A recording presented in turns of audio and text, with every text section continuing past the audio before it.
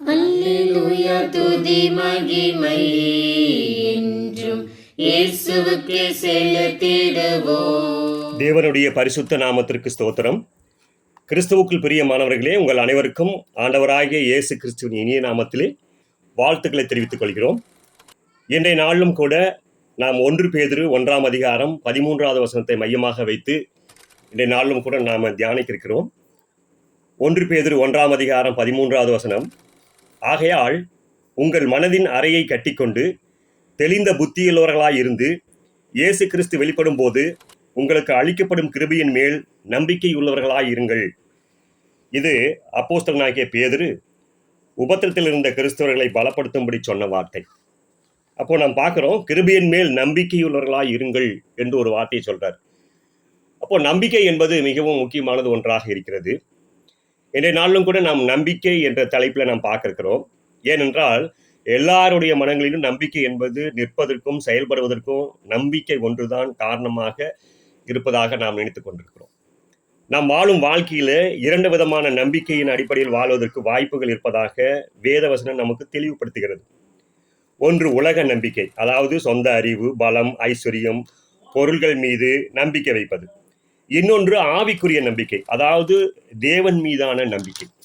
அப்போ உலக நம்பிக்கை அப்படின்னு நாம் பார்த்தோம்னா பொன்னின் மீதும் பொருளின் மீதும் நாம் பற்று வைக்கிறவர்களாக நாம் இருந்தோமானால், இங்கே வேதம் நமக்கு என்ன சொல்லுகிறது அப்படின்றால், உலக நம்பிக்கை குறித்து ஏசாயா 31:1 பார்க்கிறோம். சகாயம் அடையும்படி இஸ்ரவேலுடைய பரிசுத்தரை நோக்காமலும் கர்த்தரை தேடாமலும் எகிப்துக்கு போய் குதிரைகள் மேல் நம்பிக்கை வைத்து ரதங்கள் அநேகமாக இருப்பதனால் அவைகளை நாடி குதிரை வீரர் மகா பலசாலியா இருப்பதனால் அவர்களை நம்பிக்கொண்டிருக்கிறவர்களுக்கு ஐயோ.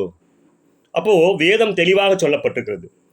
சங்கீதம் 52:7 நாம் பார்க்கிறோம், இதோ தேவனை தன் பெலனாக எண்ணாமல் தன் செல்வ பெருக்கத்தை நம்பி தன் தீவனையில் பலுத்து கொண்ட மனுஷன் இவன்தான் என்பார்கள்.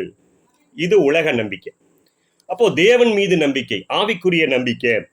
யோபு 13:15 ஒரு ஸ்டேட்மெண்ட் கொடுக்கிறாரு, அவர் என்னை கொன்று போட்டாலும் அவர் மேல் நம்பிக்கையா இருப்பேன் அப்படின்னு யோபு சொல்றாரு. அப்போ இது ஒரு ஆவிக்குரிய நம்பிக்கை, தேவன் மீது உள்ள நம்பிக்கை.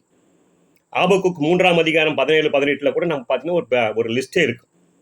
அத்திமரம் துளிர் விழாமல் போனாலும், திராட்சை செடிகளில் பழம் உண்டாகாமல் போனாலும், ஒலிவு மரத்தின் பலன் அற்று போனாலும், வயல்கள் தானியத்தை விளையாமல் போனாலும், இடையில் ஆட்டு மந்தையின் முதலற்று போனாலும், தொழுவத்தில் மாடு இல்லாமல் போனாலும், நான் கர்த்தருக்குள் மகிழ்ச்சியாயிருப்பேன், என் ரட்சிப்பின் தேவனுக்குள் களி கூறுவேன் என்று சொல்லப்பட்டிருக்கிறது.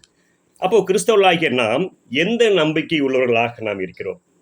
உலக நம்பிக்கையா இல்லை தேவன் மீது நம்பிக்கையா? உலக நம்பிக்கை மீது நம்ம அநேக காரியங்களில் நாம் பற்று வைக்கக்கூடியவர்களாக நாம் இருப்போம். இன்றைய உலகம் அப்படிதான் இருக்கு. எரேமியா 17ஆம் அதிகாரம் 5-6 நாம் பார்க்கிறோம், மனுஷன் மேல் நம்பிக்கை வைத்து மாமிசமானதை தன் புயபலமாக்கி கொண்டு கர்த்தரை விட்டு விலகுகிற இருதயம் உள்ள மனுஷன் சபிக்கப்பட்டவன் என்று சொல்லுகிறார். அப்போ தேவன் மீது நாம் நம்பிக்கை வைக்கக்கூடியவர்களாக நாம் இருக்க வேண்டும். கர்த்தர் மேல் நம்பிக்கை வைத்து கர்த்தரை தன் நம்பிக்கையாக கொண்டிருந்த மனுஷன் பாக்கியவான் என்று சொல்லப்பட்டிருக்கிறது. அப்படியே நம்முடைய நம்பிக்கை எப்படிப்பட்டதாக இருக்கிறது? அப்போது தேவன் மீது நாம் நம்பிக்கை உள்ளவர்களாக நாம் இருப்போம் என்றால், நாம் தேவனுடைய வார்த்தையின்படி நாம் செய்கிறவர்களாக நாம் இருக்க வேண்டும். மத்தேயு 7ஆம் அதிகாரம் 24 நான் சொல்லிய இந்த வார்த்தைகளை கேட்டு இவைகளின்படி செய்கிறவன் எவனோ அவனை கன்மலையின் மேல் தன் வீட்டை கட்டின புத்தியுள்ள மனுஷனுக்கு ஒப்பிடுவேன் என்று சொல்லப்பட்டிருக்கிறது. 1 பேதுரு 1:13 கூட பார்க்கிறோம், உங்களுக்கு அளிக்கப்படும் கிருபையின் மேல் பூரண நம்பிக்கை உள்ளவர்களாய் இருங்கள் என்று கூட நாம் பார்க்கிறோம். ஆகையால் பிரியமானவர்களே, கர்த்தரை நமது நம்பிக்கையாக கொண்டிருந்தோமானால் எந்த சூழ்நிலையிலும் அசையாதவர்களாய் தைரியமாக கர்த்தருக்கு பிரியமாக செயல்படுவர்களாக நாம் இருப்போம். நித்திய ஆசீர்வாதத்தை பெற்றுக்கொள்ளக்கூடியவர்களாக நாம் இருப்போம். உடைய பொறுமையான கவனத்திற்கு நன்றி. தேங்க்யூ.